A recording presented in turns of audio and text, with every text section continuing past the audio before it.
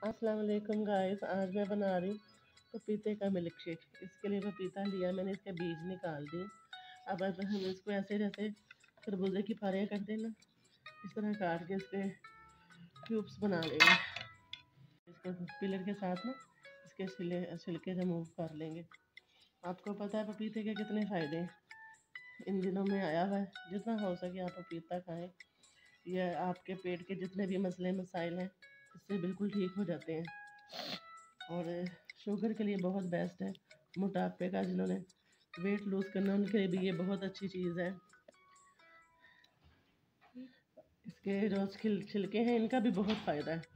अगर हम इनको पानी में उबाल लें तो अपने प्लांट को इनका पानी दे दो, प्लांट दिनों में भरते हैं।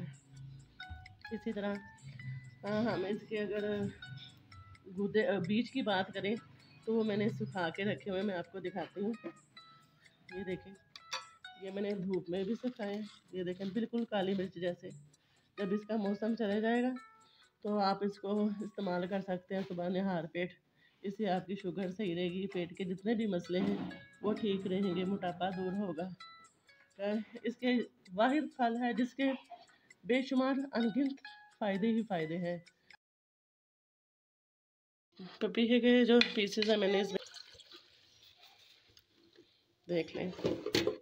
साथ ही मैं इसके अब चीनी ऐड करूँगी।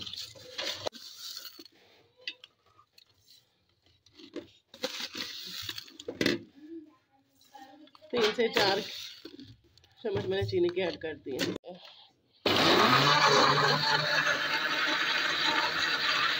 ये आइस क्यूब्स डालेंगे इसमें। ये देखें, इससे हमारा शेक जो है ना बड़ा यमी बनेगा। और इसको ग्राइंडर को मैं चला दूँगी। वनीला आइसक्रीम के मैंने ये 4 जो है पैकेट कप ये मैं डाल दूँगी। इससे हमारे जूस का टेस्ट बहुत अच्छा आएगा, बिल्कुल बाज़ार जैसा हम बाइट पीने जाते हैं। अब हम इसको अच्छी तरह से ग्राइंड कर लेंगे और फिर सर्व करके मैं आपको दिखाती हूँ।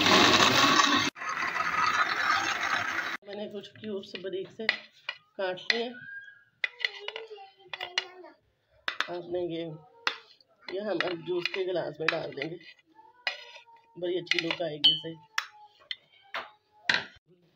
माशाल्लाह कितना गाढ़ा शेक बना है, बहुत अच्छी चीज़ है। इसको पिए, एंजॉय करें।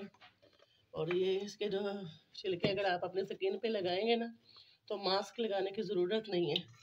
और ये इसके बीज, इसके छिलके, हर चीज़ इसकी फ़ायदेमंद है।